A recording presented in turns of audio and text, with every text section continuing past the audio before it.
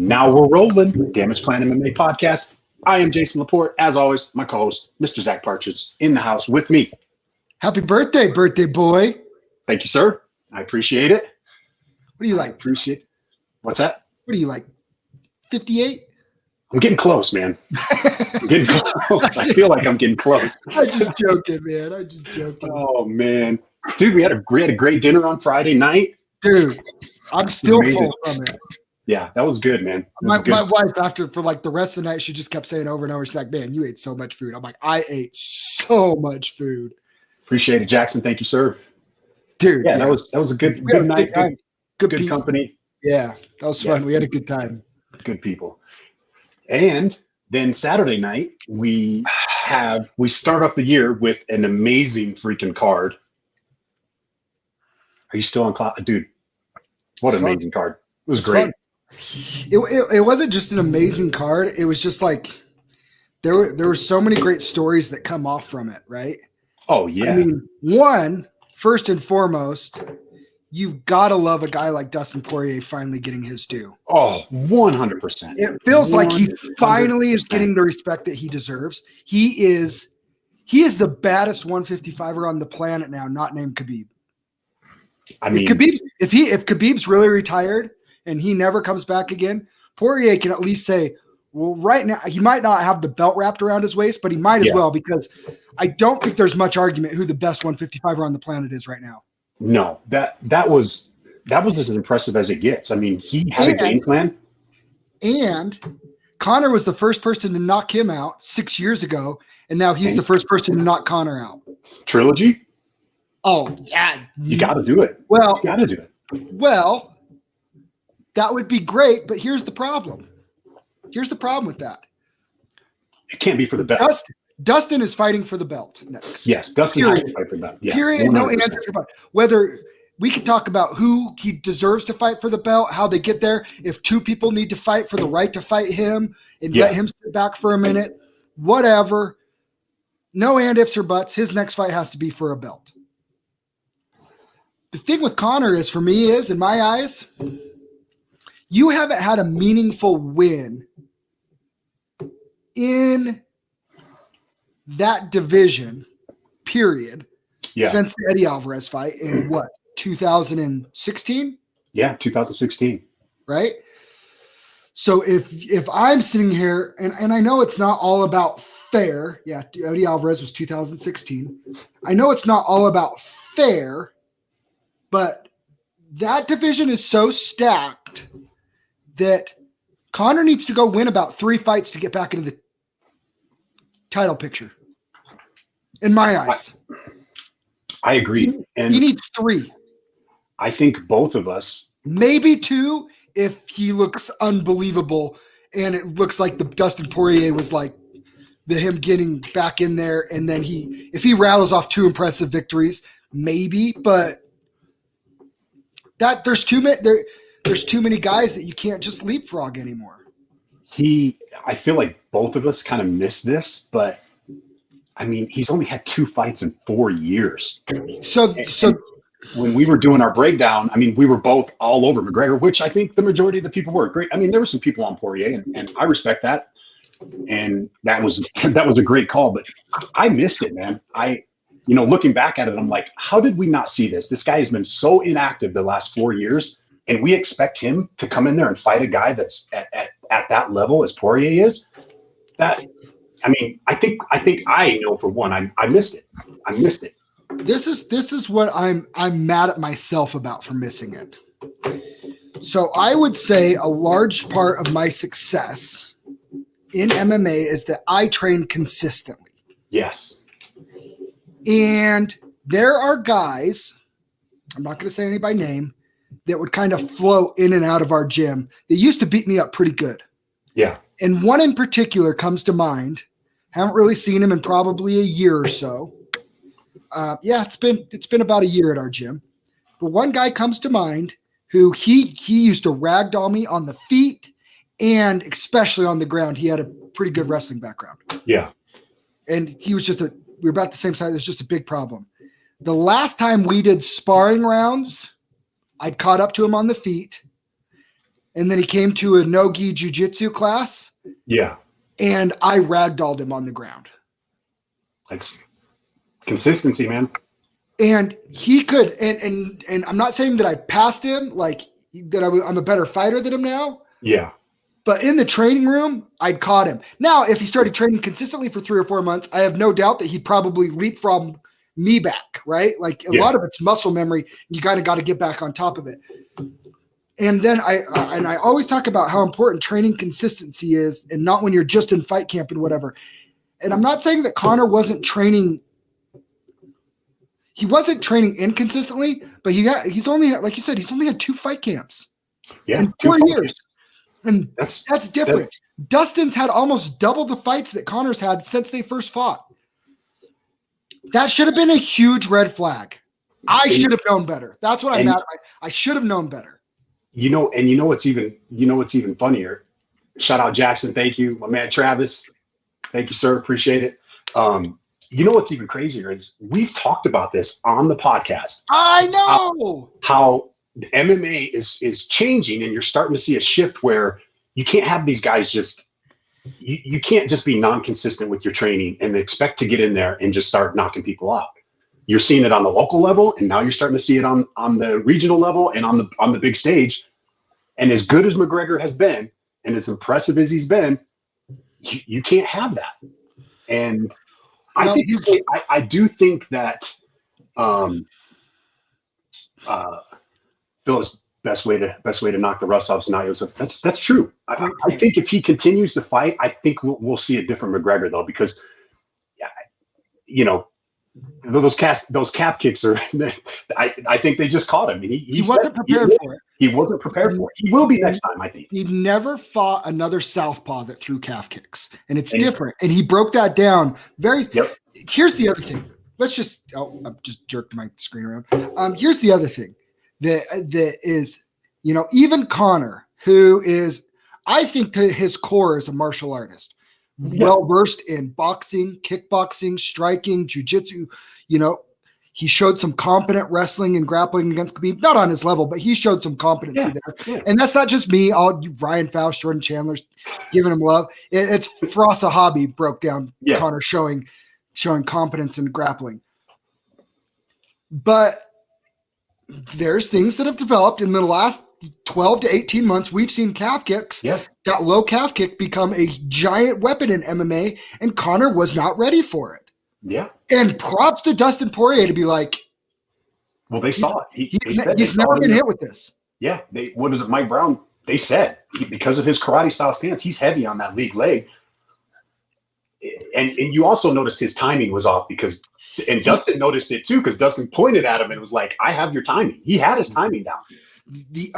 Here's the other aspect that I saw.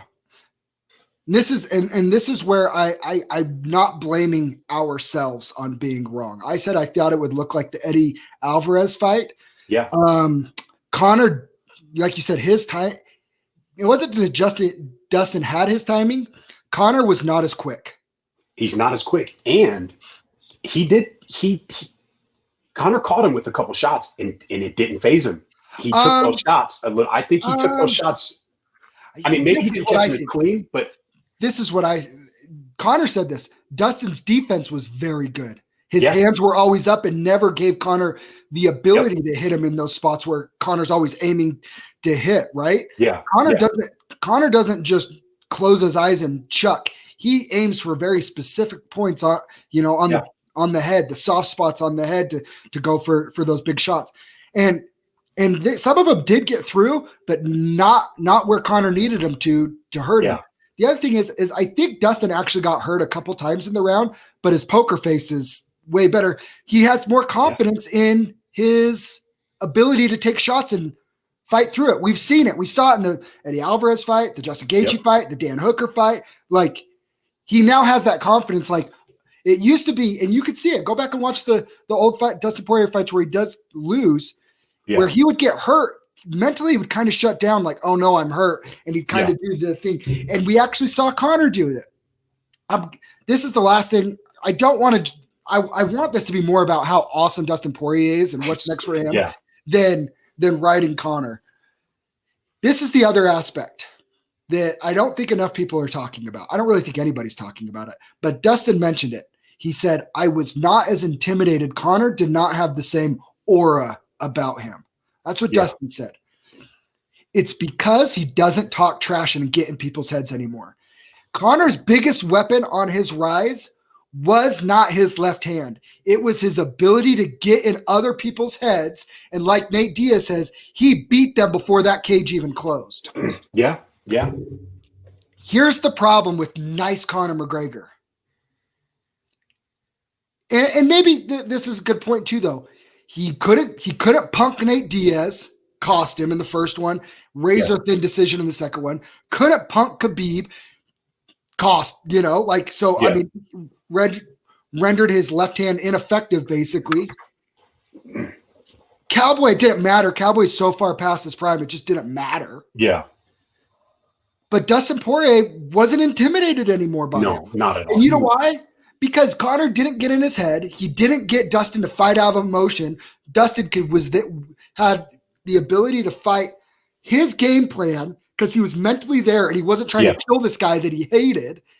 And maybe Conor can't get in his head anymore. But regardless, Conor, the respectful, nice Conor, which I love. Dude, this guy, way easier to cheer for, way easier to support, win, lose, or draw. He was a class act. He was awesome. Gave all the credit in the world to Dustin. He even said, I make no excuses. Dustin had a great game plan, executed. He caught me. That's the game. I'm going to come back. I'm sorry. If you don't like Conor still, then you're just never going to like him because you can't get over of who he was 4 or 5 years ago. Who cares? This guy, this version of Conor is very likable, but again, it's going to be interesting to see how effective he is as a fighter when he's not getting into people's heads like he did. Do you think him changing camps, like Khabib mentioned, that maybe played in effect? What? I didn't know he did. I don't think he did. I didn't understand that either. See, I think he's said seeing the Instagram posts where he's training with his son and all that. And I mean, I don't know. I just because he's not sparring with Artem Lobov constantly anymore. Maybe I don't know. I think it just had to do more with him. He's just inactive. You just can't. You can't expect to compete at that level. Somebody posted in the group and said, "This is what quoted it," and you said that's a good point. And I just didn't. I wanted to be like, what was the camp change? John Kavanaugh. He's still Kavanaugh. Yeah, he's still with Kavanaugh. He's still at SBG. But I mean, I know he went back to his boxing coach. I think it'll tell us a lot. The same striking coach. It's going to tell us a lot if he signs another fight. If he takes another fight this year, I think that's going to be huge. I think that's going to show that. I think he fights 2 more times this year. I really do too. I think he does too. And who does he fight next? Nate Diaz. Do you think it's time? Like it is like I can't think of any other person that would make sense right now. I don't think anybody in that top 10 makes sense for him right now. I think right now, if you're going to make that Diaz fight, make it right now. Let him mop up Diaz, and then maybe give him. I actually think it's Tony Ferguson or RDA. I actually think the Tony Ferguson one's my favorite one. Well, if you're the UFC, that's the fight to make. Tony wants the fight. Conor and Tony have gone back and forth plenty. And quite frankly, it's probably the easiest fight for Conor with the lowest risk with where Tony's at right now. But I could see it though. I could see it. I don't think. It's a couple years too late, but I mean, you tell me Conor McGregor, Tony Ferguson isn't a giant draw. Oh, it's a draw. Yeah, it's a huge draw. Anybody Conor fights, he's still, even with the way he lost, it's not going to matter, man. What do you do, Tony Ferguson, Nate Diaz? I actually like that too. I actually want to see that too. That's because they said Tony, the former title challenger, they said Nate Diaz was gonna fight at 155, a former title challenger. I like that. I really like that fight. Let them two fight, 100%. And then let Conor fight the winner. And let Conor fight the winner. Yeah, and then let Conor fight the winner.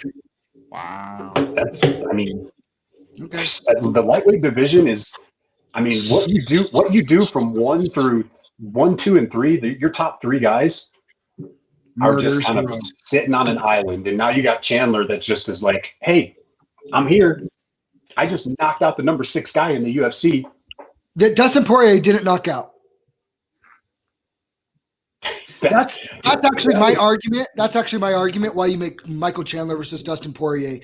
I know you said you're going to die on your sword saying that Poirier and Chandler doesn't happen. But you know what? If the UFC says, hey, Dustin Poirier, you're fighting Michael Chandler for the 155 belt, you really think Dustin Poirier is turning down that fight? I think he's going to have a little more say than that, honestly. I don't think they're going to have any say. He's not the champ. If he was the reigning champ, he would have some say. He doesn't have any say. If Khabib retires, Dana gets to put there whoever he wants. I mean, money-wise, it makes sense. Everything everybody was saying, the fight makes sense. I'm going to go with what Poirier said after the news conference. It doesn't excite him. He respects the guy. He's impressive, but he just beat a guy that's ranked number 6 that is coming off of a loss. Like, okay, it's impressive. It was impressive. It wowed all of us. I don't think it was as surprising as the Dustin beating Conor the way he did. Because you called it. You said Friday that Chandler was going to win. I stayed with Hooker because that was my original thing, but I also thought it would be a coin flip. And I think a lot of people were giving Chandler a pretty damn good shot at that. I feel like everybody was on Hooker. I saw a lot of people on Chandler. I saw more people on Chandler than I did on Poirier. And for sure. He just proved that, you can't replace that hungerness, that willingness, that wanting to win. Like he's there, man. Chandler didn't use his grappling wrestling, but his pressure wrestling is what won him that fight. And he kept going to the body and he just stalked him around the outside. Yep. And Chandler and Hooker, again, this is what we saw, and we've seen this before. It was Conor's demise in the Khabib fight. He was so worried about the freaking takedown that his hands were too low, and he got dropped. And Chandler was like a pit bull. How funny was Dana White complaining about? He's like, "Do you guys like those backflips off the cage?" He's like, "I freaking hate them. I feel like they're gonna blow out their knees and ankles." That was hilarious. Michael Chandler won up Justin Gaethje. That backflip was huge. Yeah. So thanks, Gus. Appreciate it. Gus chiming in, says money's on Chandler and Dustin. He thinks Chandler, nice. Obviously, if I'm the matchmaker, I want to see Gaethje and Chandler, and I want to see Poirier and Oliveira. I think that's the fairest. That's the fairest. My opinion, guys only training 8.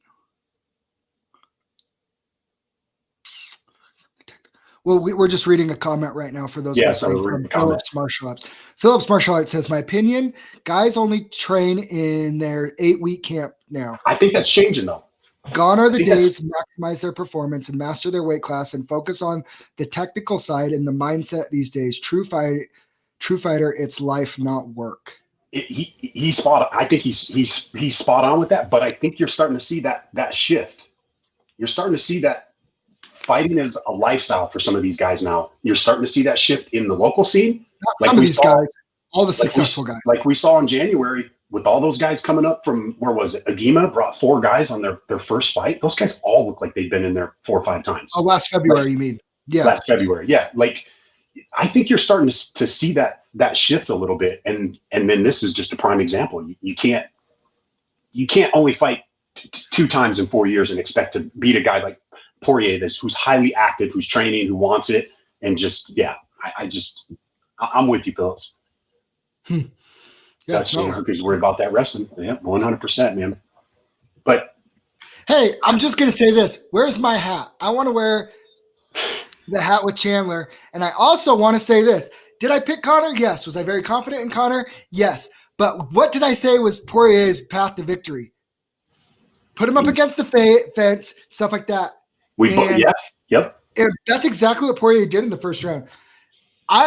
If it's me, Poirier Oliveira is the fight to make, because if Oliveira beats Poirier, I actually think that gets Khabib thinking about coming out of retirement and fighting Oliveira. Yeah, I think whoever wins that, whoever wins that fight, I think. I don't think Poirier gets Khabib out to fight again. If he starches Oliveira, nah, you're probably right. Because he's already beat him, and he beat him pretty handily. Yeah. And at the end of the day, Poirier's, I like that fight. You got two guys that are hungry. You got two guys that basically have been. Look how long they've both been in the UFC. I don't have the odds in front of me, but Poirier said, they both started from the bottom. Don't get mad at me. Don't get mad at me for this. Let's see. What are you going to say now? Hold on. I'm looking at who Oliveira. Where's Oliveira? Charles Oliveira. I mean, I say book it. Book him and Poirier right now. Okay. This is what I hate to say, but I'm going to say it. Say it. Oliveira kind of hasn't beaten a big name to get to a title shot. He just mopped freaking Ferguson. Who you believe is done and not even a legit contender anymore. But he was still up there. He was still getting the praise. That's fine, but it's the same thing as Conor beating Cerrone. Cerrone was still ranked up there when Conor beat him, but everybody knows he's not who he was.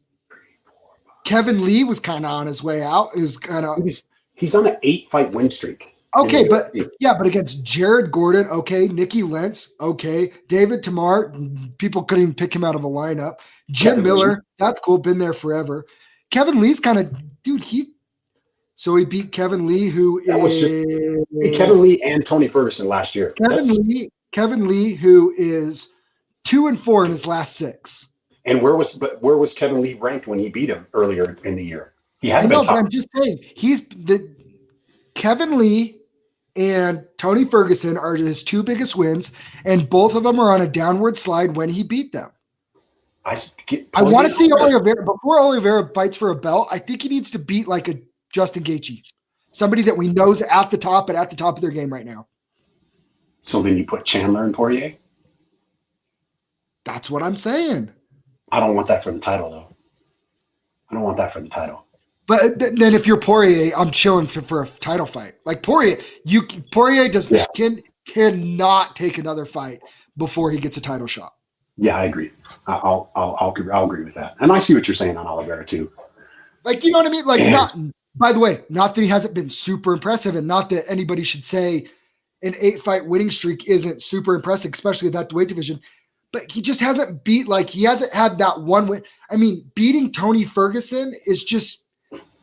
It's like where Tony, but if he beats Tony Ferguson before Justin Gaethje does, it's a different story. But Justin Gaethje did just beat them. Yeah, stop. That's a good argument. Yeah, and it's like, but go beat somebody at the top, dude. I actually, what about Michael Chandler and Oliveira? That's an interesting matchup too. That's actually because Dustin and since Dustin and Justin both lost to Khabib, maybe let those guys fight for the title. See, but that's where I have a hard time. And everybody knows I love Justin Gaethje, like the most exciting fighter to watch in the UFC for my money. Poirier lost to Khabib.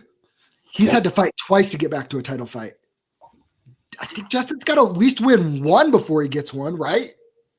And you can make that argument for really everybody on there. I guess it's just okay. Hopefully we find out soon. Okay. How about this? How about you do Chandler versus Oliveira here in April? I mean, Chandler's fresh. Yeah, run it back. Run it. Let him run it. Yeah. And then if Conor wants it, then you do Conor and Gaethje. And then the winner of Chandler Oliveira can fight Poirier. And then Conor versus Justin Gaethje, maybe like this summer, the big like international fight week, big giant pay-per-view. And the winner of that probably gets to fight the winner of Poirier and Oliveira / Chandler. Do you think Pitbull sitting over at Bellator just fuming? How many guys do you think Bellator is going to have start coming over there? Guys like, what's his name? AJ McKee? Like, dude, he's good. Like, Bellator has some hitters, and they just proved that they can hang in the UFC. Well, that we've talked about that. Dana loves to bring the other promotions guys over and watch them get beat. And I think, man, I don't know about you, and I'm a body language guy, and maybe I'm reading too much into it. It's not like I know Dana White personally. He seemed a little irritated at the press conference after. Between Conor losing and Hooker getting knocked out by Chandler, he seemed a little irritated. He was probably pissed because people couldn't buy the freaking UFC pay-per-view on Saturday. My buddy bought it on my ESPN Plus account because he didn't have it. Yeah. And I got it through another source. And but no, we were watching it with a group of people, but so he used my ESPN Plus account. Yeah. And he said it only worked for like 30 seconds and then it kicked him off. Yeah, a bunch of people were saying that. So we're gonna try and get his money back. Do you think that he really had a guy? No. I was just talking. I just got off the phone with my buddy, and my buddy was just, he swears that he's out to get one guy each pay-per-view is what my buddy's thinking. Good luck. Dude, those guys do that shit for a reason. Like they know how to beat the system. Let's just put it that way. And but I will say this. If you think that he can't get them, he probably put some fear in a few people. Yeah, but that whole that guy posting, I can show you where to legally buy it. I'm not going to do it. Did you hear him? Refund was trending on Twitter. Yeah, give us our damn money back, Dana. Give us some money back. No, but do you give any credit to the hackers and streamers were messing with the UFC servers and giving with the issues too? It's a funny theory. I actually think they were. I don't think very well could have been. I don't think Dana fully understands what that world is like. Those guys will screw with your servers and screw with your stuff just to prove a point that they're untouchable. And they're not tracing all those guys. There's no way. Look, he's still probably setting records with the pay-per-view. What are you even worried about it? I mean, really, to me, it's irrelevant. I think it's such a small fraction of people that's doing it. It's like, really, does it really matter, Dana? Really? I mean, I guess you can say it does, but he needs to be worried about making these matches. Let's just get these matches made up so we can freaking get on the ball here. Should we talk about the rest of these fights? We just skipped over all these fights. Well, we usually are really heavy on, we start from the bottom, but that was just the co-main and men were just. I mean, we were screaming. I was in my bed watching with my wife, and we're both just screaming that holy shit. Well, what was crazy was once you saw Conor was hurt, I was like, oh, it's over. Oh, it's over. Yeah. Oh, and by the way, I will say this. I texted you, and I told everybody in the room, I had the same sick feeling in my stomach that I had before the Nate Diaz one fight for Conor. I'm like, it just didn't feel right. It just didn't. And I pretty much had it made after that first round with those calf kicks. I was like, yeah, he's done. No, so I still thought Conor won the first round, but when Poirier hit him and Conor kind of put his back on the cage and started trying to roll or whatever, and I said, "Oh, it's over." And my nephew's like, "What do you mean?" I'm like, "Poirier's about to pour it on. It's over." And sure enough, within 10 seconds, Conor was 9-9 on the ground. Poirier is a murderer. Savage. Murderer. There is one person that can stop that onslaught when Poirier cracks you, and his name's Khabib. That's it. Because he finished Gaethje with it. He's finished Conor with it. I mean, I posted it yesterday. His resume. Okay. In case y'all didn't know about it yet, Dustin Poirier's resume has now beat Conor McGregor, Max Holloway twice at featherweight and at 155. Justin Gaethje, Dan Hooker, Eddie Alvarez, Anthony Pettis, Jim Miller, Diego Ferreira. That lineup is almost as good as Khabib's. That's impressive. That is probably better than Khabib. I mean, well, besides Khabib holds a win over him, Gaethje, and Conor, those three. And dominant too. Khabib doesn't just beat people. But I mean, he's punched his ticket, man. Give this guy the belt. I want to see him get the belt. He's earned it. Literally started from the bottom and built his way up. What do you think about what do you think about him talking about how he doesn't love to do it anymore? Is he almost done? I think he's almost done. Yeah, I would.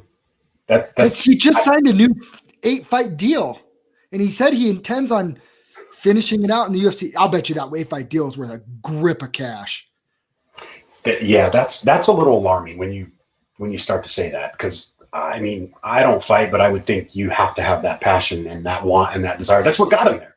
That's what got him there. You know what? Is that drive? And if he doesn't have that drive anymore, yeah, but I don't think the drive's gone. Like, I think that's built into who he is. Like, I think this word is overplayed too much and overused too much. But that dude is he's a gangster. Like he's just straight up, like, I think it's embedded into his DNA. Like, you don't have to worry about him not putting in the work because his heart's not in it. I don't think that that's even in his DNA. And like he said, once his music hits and like all day, he kind of feels flat, doesn't want to be there. I've talked about it on this podcast. I felt that. I know what that's like. And you're just like, what am I doing here? Like, I don't even want to do this. Like, this is stupid. Are you kidding me? I'm about to go locked in a cage with another dude that's going to try and knock me out. I'm like, it just doesn't add up in your head. But as soon as your music hits, it all goes away. It all goes away, and it's time to go. And I think as long as Dustin Poirier still gets that, this is where I belong. Once my music hits, he'll be fine. We're going to find out really soon. I want to see him and Kamaru Usman. I'm just saying that right now. If he gets that, if he gets that 155 strap and whatever, and he said he's thinking about moving up to welterweight, he gets that 155 strap, maybe defends it once or twice. Jorge Masvidal, Colby Covington, Kamaru Usman, all super fun fights for him at welterweight. So you're thinking Usman beats Burns? I don't know. I kind of think he does. I don't know. I think he does. I don't know. Just my opinion. That's fine. Oh, and did you see our boy T. Woodley is going to fight Vicente Luque now? He's going to get mopped. He's going to get murdered. He's going to get mopped. I'm off the train. I've tried really hard to hang on to the T. Wood train that we could get the old T. Wood back. He still has a chance. Nope, not against Vicente Luque. I've seen you get your you-know-what whooped for 15 straight rounds now. I'm off the T. Wood train. Vicente Luque. He's still ranked number 6. I mean, wouldn't you put Chiesa ahead of him? Are those the updated rankings? Chiesa should definitely be ahead of him. Chiesa's 8. So I don't think that updated. Oh, no, I did update it because Chiesa was behind Magny, wasn't he? I don't remember. I think he's one ahead of him still. Luque's going to murder freaking Woodley. Murder him. He's murdered all Woodley. The money. So we did have some other fights on this card. Did we? Yeah. We had Amir Albazi and Zalgas Zumagulov. Albazi's legit, man. I like that guy. I like him. That was impressive. And Zumagulov's no joke. Let me just Zumagulov was tough. Amir Albazi has an elite ability as a grappler, and it showed. And he, very competent striker. I think he causes a lot of issues for a lot of people, but I don't think he gets to the top because I think he's just not violent enough. Yeah. He's only 27. And those guys at the top are violent murderers. Diego Figueiredo, I mean. Yeah. But impressive win. 14-1. You know what else was impressive? Nicky Lentz. Nicky Lentz, he's tough, man. He's tough, but dude, Evolov, man, that guy. He deserves. He's going to be one to watch out for. He called for a number. He wants somebody with a number next to his name. Edson Barbosa. Ooh. At 145. Yeah, give it to him. Give it to him. Edson's made a career out of knocking down the young lions. I like it. Give it to him. Evolov has a very interesting skill set to mix with Edson. And Edson's still super dangerous. Yeah, give it to him. Any impressive win. This was my first miss of the night. Me too. We both went with Khalil Roundtree and Marcin Prapnil came in and did what he had to do. Hey, can we get a little urgency out of Khalil Roundtree when he hurt somebody? He had him hurt twice and didn't jump on it. Yeah. Come on, Khalil. Come on, Khalil. So we was wrong there. Juliana Pena, Sarah McMahon. Book it. Cash Nailed it. it. Brad Tavares, Carlos Jr. Nailed it. Book it. Tavares, book it. Oh, by the way, I'm going back to Juliana Pena. What's up on Pena? She looked phenomenal. I expected that. I kind of expected that. The call out of Nunez, I'm like, that's great and all that you have your belief in it. Nunez was flatlining you, but I like the self-belief. I like it too. We'll skip up to Sarukian and Frivola. Frivola, dude, Sarukian's, there's another guy that's going to be dangerous at that 155. He looked impressive too. I actually thought Frivola was pretty impressive for a short notice fight against somebody that was a lot better. Both were short notice. Yeah. He wasn't expecting. Frivola was kind of expected to get mopped, and I thought he hung in there pretty tough. He did. And he expected a striker, and he ended up getting a grappler. So, I mean, that was hats off to both those guys for taking that fight. Hats off to Frivola, though. Like, dude, that first round, he wrestled his you-know-what off. He just didn't have the stamina to do it for 3 rounds. Yep. It's a good fight. And then another big upset of the night. Whoa, this is where our first miss. Her boxing, her hands were good, and I still picked Ribas. I did. She cracked. Whew. She's got some hands. Okay. She's got some hands. Hey, lay off my guy, Herb Dean. You know what? Okay. I rewatched that. In the heat of the moment, he did let it continue. He didn't touch him. I mean, it looked like he had touched him. He didn't. Threw me off, but he didn't. He did approach him like he was going to, though. Yeah. But then I think he saw that Ribas was still trying. But then he stops it on the feet, which was a good stoppage. I'm not arguing with stoppage. Ribas didn't have a clue where she was. You even saw it. She was like, okay. Yeah, she was rocking. She was one more shot away from being collapsed. Dude, Marina Rodriguez. And that's the other thing, too. People are like, oh, Ribas, maybe the hype train was too much. No. That's just 2 killers. And when you get like that, it's just. Yeah, at that level, yeah, crazy. Mahmoud Marudov, flying knee. I mean, that guy's striking is impressive. Almost, which I caught on to pretty early on. He could end up with some trouble as he gets up there.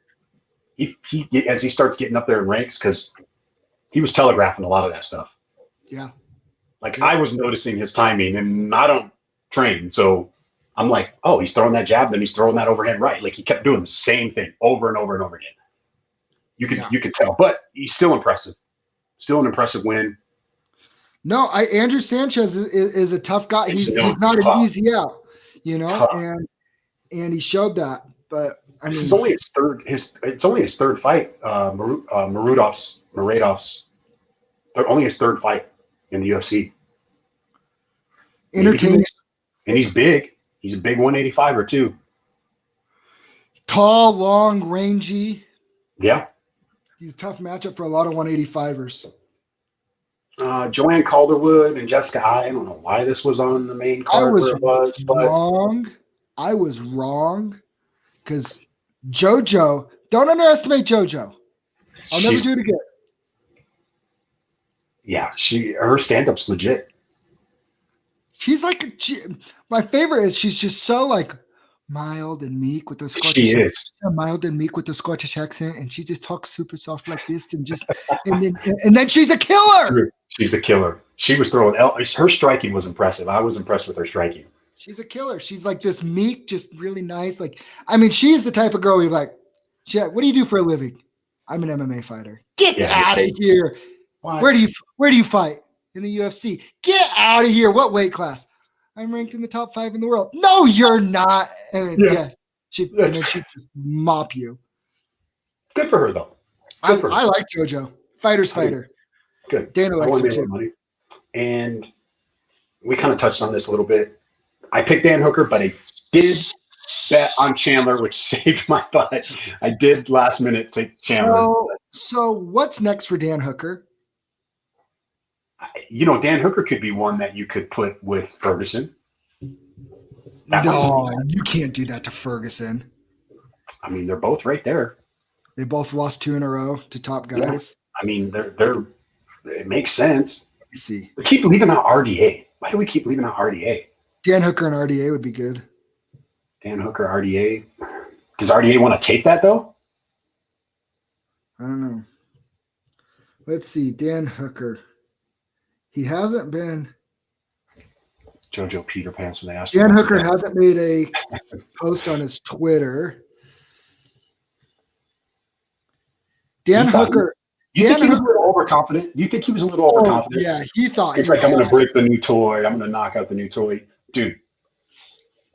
Yeah. He hasn't made a post since the fight. He took off his gloves after, like he was done. Maybe he got a little too cocky. Which is okay. I mean, here's the tough thing again, though. Dan Hooker, that was his 30th professional fight. Yeah. He's 30 years old. He's got to make his push to the top now. I mean, the pressure on him is enormous at this point. If he loses again, you could pretty much kiss a title run goodbye, right? You could argue he's on a 3-fight losing streak because that split with Felder could have went to Felder. Oh, I forgot about that. Probably should have went to Felder. I picked Felder. I think that happens in Las Vegas and not in Australia. Felder gets the nod there. He could be on a 3-fight losing streak. So if you're Hooker, though, let's see. Ferguson would be a good matchup for him. Diego Ferreira. And it's a winnable fight for him too. Diego Ferreira would be good. I don't know, man. Oh, that lightweight division is so fun. Love it. What do we got? What a nightmare for a matchmaker, though. Yeah, they all want to fight each other, but they all want to fight different people. Yeah, let's get this. Tony wants to fight Conor. Conor wants to fight Gaethje. Gaethje probably wants to fight Michael Chandler. Michael Chandler wants to fight Poirier. Poirier wants to fight Oliveira. Oliveira wants just somebody to fight, but Dana doesn't want to give Oliveira the pushover yet because he's not a big enough draw. Like, what a nightmare. What a nightmare. Dude, we don't have UFC till the 6th of February. Stop it. Yeah. We got LFA Friday. We do have LFA Friday. What are we going to do? Yeah. Chandler should fight Gaethje. That's what Jeff says. That's what I think too, Jeff. I think that's the fight I like. I like that fight. Yeah, I do too. Make that fight for the number one contender. Make the belt for Oliveira and Poirier. Okay. What's LFA? Damn, I can't believe we got to wait 2 weeks. We got spoiled last year with those UFC. Yeah, we did have 3 fights last week, bro. It's like, what am I going to do now? There's no fights. We got boxing out in Tooele this weekend. Are we going? I don't know. I haven't got tickets yet, but I want to go. I kind of want to go. Sounds fun. I want to see MG. We got Ash fighting. My man Tyrion, the Irish Warriors fighting. Is he? Yeah. I will have to talk to my wife and see what she thinks about that. Talk to the missus. I think Cherie has plans, so maybe. Hey, what? Real quick, we need to get Cherie. I'm going to give Dane and Amy a little shout out. There's a free women's self-defense class at Agima Jiu-Jitsu, right? That's at Agima in Provo? Yes. And it's a free women's class, but you need to text the phone number on their post to register. There's another one on Valentine's. They're doing like a couples one. Jason and Neo South are doing like a couples thing on Valentine's. Really? Okay. There's a free women's self-defense seminar with Boyd, Dane, and Amy teaching it. Head instructor, 2-stripe black belt, professor, fighter, and a law enforcement instructor. Boyd is plus Amy are MMA fighter, BJJ purple belts. It's free January 30th from 2 to 4 at Agima Jiu-Jitsu. And you need to just call or text 801-895-6311 to register. Space is limited. So if you are a female listener or you would like to get your wife or girlfriend or significant other to a self-defense jiu-jitsu class, Dane, Boyd, and Amy, I think, would be great ones to learn from. And we would like to send our wives to that. So we could send our wives to that. Yes. And then I will ask for permission from my wife to go to boxing. Maybe. That would be fun. I boxing, mean, kickboxing. I want to go see Kyrian too for sure. You know, and we got Ash and Ash pro debut. Cool. MG, you get to watch MG fight too. We had her on the podcast a couple weeks ago. I just dropped that podcast yesterday. Sure. Um, But Kyrian's my guy. I love Kyrian. Yeah, Kyrian's fun to watch, man. Kyrian's We should have had him on again before we did this one. All right. Well, hope everybody enjoyed the fight. Did we cover everything? I don't know what else we're missing. What else did we miss? We covered all the big stuff. Covered everybody we want to see fight. Yeah. Feels like we're missing something though. Yes. You know the beauty of this? We can always come back on and record more. We can. Connor is this is what I'm going to say. Connor fights Tony Ferguson next. This is my prediction.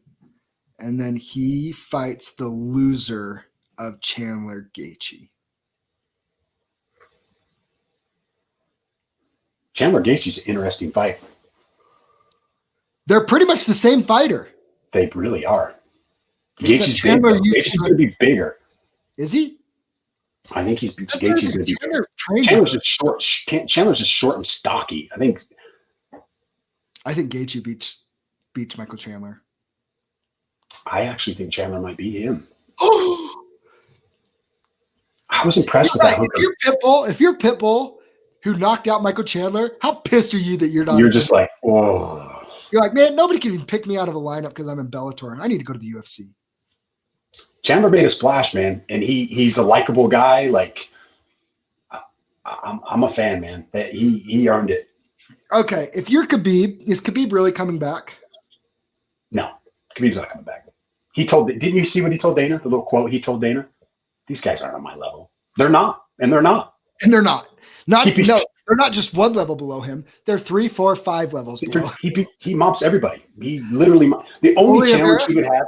The only challenge he would have, he beats Oliveira too. Easily? I think it's just as easy as everybody else. Okay. I really do. I mean, maybe his jiu-jitsu gets him out of a few spots. Usman. What does a Khabib Usman fight look like? That would be the only challenge I think I would see from him because Usman is so big. But I still think a motivated Khabib, which he is every fight. I really don't think his level changes. I think he's just the same for every fight. But he's gotten better. But he's gotten better every fight. His striking's significantly better than it was 2-3 years ago. That's what's crazy about these Russians, man. These guys are just like, and I'm not knocking you, but look, you started fighting like when? When did you start fighting? 28, 29 years old? 28 years old, I started training. These guys over in Russia are wrestling freaking bears when they're 5 years old. Like, you know what I mean? They're just a different breed. Well, yeah, that's when people ask me, like, kind of ignorantly, Jeffrey Prado Morales says, people think Chandler's post-fight interview was cringy, but I think that's what you got to do to get more eyes. 100% agree. Flair, man. He was Ric Flair. 100% agree. His call-out was great. It was the Ric Flair. That's exactly what Ric Flair did. It was great. I loved it. Yeah, I did. It was a little cheesy, but who cares? Yeah, he's carrying the American flag. He's born into it. Yeah, Phillips. Like, exactly. I think that's the same with get guys that are just tough. They grow up in the streets. Like, those guys are just tough, man. They're just a tougher breed. Yeah. So people ask me all the time too, that are uneducated, not around the sport. Like, so you just like going to the UFC, whatever. I'm like, no. Even MG, she's like, what? Why not? And I'm like, because I grew up in Kaysville, Utah, and like got in like a couple fights in junior high and high school. Like, it's not. No, I am competitive. I think I'm competitive. I think I'm tough. I think I have a lot of heart, but that only takes you so far in this game. Yeah. You get a guy then you'd have to fight a guy like Cole Schaefer, who's been wrestling all his freaking life. Like, it's like, dude, by the way, I've been on the mat with Cole. Yes. Dude, it's not close. I tell people the closest comparison I can get to that is, look, everybody knows I was in the Marine Corps, right? I worked in a freaking office. Like, I made sure people got paid. Like, okay, I'm not some big badass Marine, but there's these guys that are over in Afghanistan and they're fighting our fight. And the grunts, those guys are just at a different level than I am when it comes to that stuff. I don't train every day like that. I train to make sure the rest of the Marines got paid. That's the closest. There's just levels to it, man. Different jobs, right? Yeah, different jobs. Yeah, there's nothing wrong with it. It's different people, again, it's what people understand. Now, I still think MMA is a sport. Oh, passing keys right now. Yeah. I still think MMA is a sport that an average athlete can, in limited athletic ability, you could still go far and make a career. I mean, okay, look at Nikki Lentz. You fight in a street, I eat you in mountain, Khabib. Thanks, Jackson. Yeah. There are, I think if I was I would consider myself as an average athlete. I don't do anything. I'm not the strongest. I'm not the fastest. I'm not whatever. I'm disciplined. I work hard. I have a lot of heart. If I started as a kid, I might have been able to have a nice little career in this. Yeah, 100%. Look at Nikki Lentz. 100%. You could beat some talented guys with those traits, but you can only get so high, and you'll never get to the top without elite something. Yeah. Like it's like what Connor said. You got to give me somebody with some attributes. Like you give somebody my size, whatever, like I'm going to smoke him every time because he's a better athlete. Yeah. And he did that. And then he ran into Khabib. Attributes, right? Attributes. Yeah. So this year we've talked about it multiple times already. This year is going to be packed with entertainment in the fighting world. Local. I mean, we haven't even started our local scene yet. Like I was texting with Cole Faust about it. And as soon as the fights start though, it's going to start popping. And once everything gets back to normal, like we're going to be like, I pray that the Fierce card happens in February. And I'm all indications are that it will, that Cody has made the correct preparations this time to make sure that does happen no matter what. Yeah. And then I would assume that Steel Fist falls right up the next month with a banging return card that'll put him 13 months without putting on a card, but it'll be smoking. And then after that, it'll just be boom, boom, boom, boom. And there will be fights and there's going to be fireworks, and local MMA will, again, I just hope I give a little teaser here because it's like, I don't know when I'm fighting again. And for everybody that keeps asking, I don't know. I have some medical stuff that I got to work through and get cleared up first. But I mean, I trained for 10 months. There are so many of us that did that. I'm a completely different fighter than everybody saw last February. Dude, you're a completely different person. Look at your pictures. I told you guys I am at dinner. Like, pull up your pictures from a year or two ago. Like, you're just a completely different person. But I am skill-wise too. Yeah. Striking, grappling, everything. I am a completely different fighter. And I'm sure that a lot of these fighters can say the same things. We've just been training this whole time, just waiting and are chomping at the bit. Now, unfortunately, I have some medical stuff, so I'm not going to be fighting for a while. Yeah.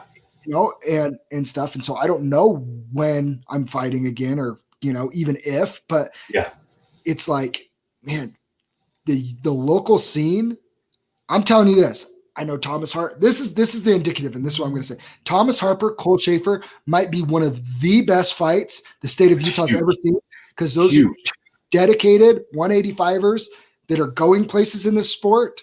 And I mean, dude, you guys are going to see for two guys that are only one fight each into their pro career, you're going to see about as high level of a pro fight here in Utah as we've ever seen. I'm really excited for that card, and I'm excited to start getting the fighters back on to do fighter interviews, because that's why we did this. That's why we did this podcast. It turned into our UFC breakdowns. It did turn into UFC breakdown.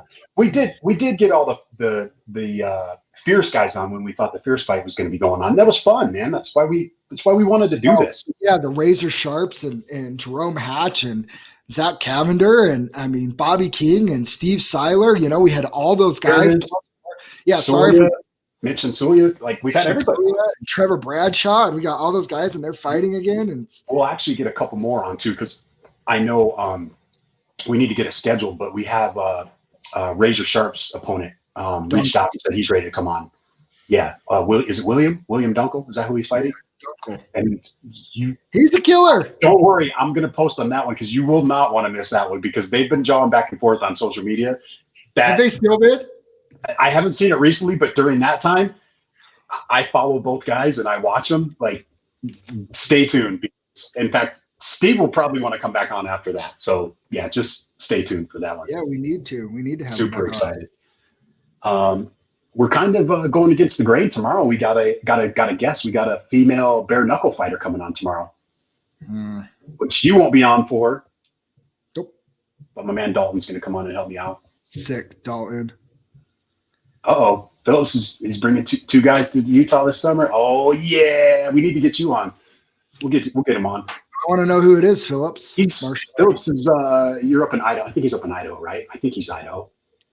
Yeah, I want to know who they are though. We're gonna do some background checks. Yeah, background checks, and we'll get him on. Phillips, we'll get you on too, man. Absolutely. We'll talk about it. All right, man. Well, okay. Guess I probably should get some work done today. Meh. Figure out if my wife's car got towed to the right place since the tow truck guy. Whatever. It's your birthday. You do whatever you want. That's true. It's true. Do whatever you want. I'm done for the day. Eat whatever you want. Do whatever you want. Hell yeah. Well, Thanks everybody for tuning in. We will see you guys later. We out.